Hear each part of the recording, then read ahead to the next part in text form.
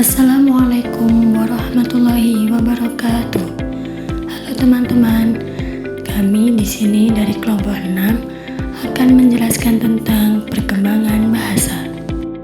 Jadi, pengertian bahasa merupakan sarana atau alat komunikasi yang berfungsi sebagai alat untuk menyampaikan pesan dalam simbol-simbol yang telah disetujui bersama. Selanjutnya yaitu karakteristik perkembangan bahasa anak SD atau MI. Pada anak usia 6-8 tahun, anak sudah mampu menguasai sekitar 50.000 kata, mulai memahami istilah akademik dan kalimat kompleks.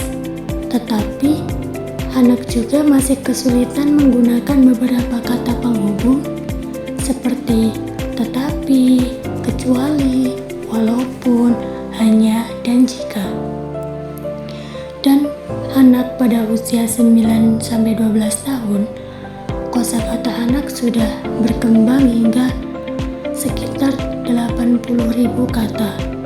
Mereka sudah lancar menggunakan istilah akademik, mampu menyusun kalimat termasuk instruksi, memakai kata sambung dengan tepat, serta mulai memahami bahasa kias seperti metafora dan peribahasa.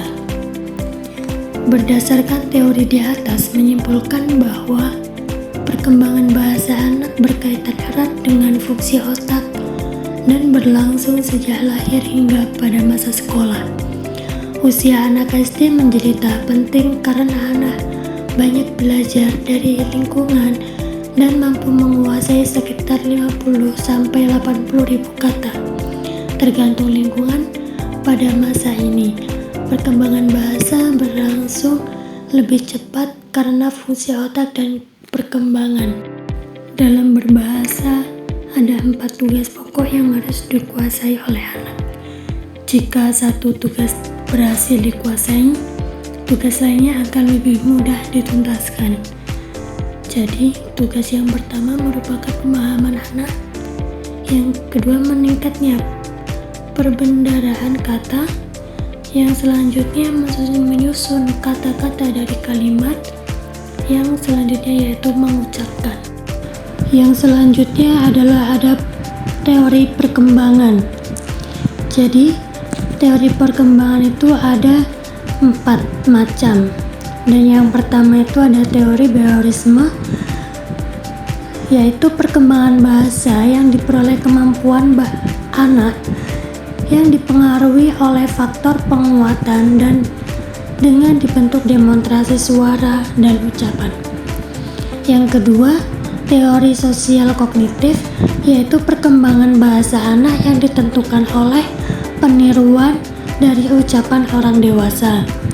Yang ketiga, teori nativisme, itu perkembangan secara genetik atau keturunan anak yang memiliki kemampuan untuk memahami dan menggunakan urutan secara cepat dan benar.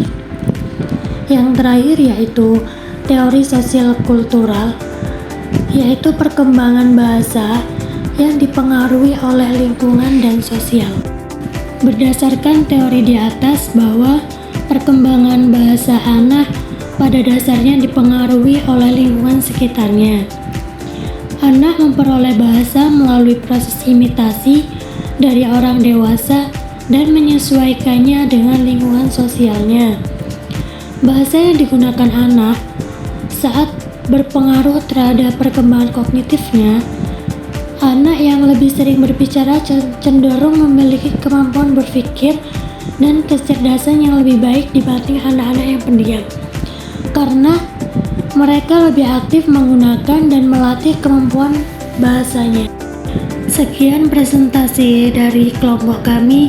Wassalamualaikum warahmatullahi wabarakatuh.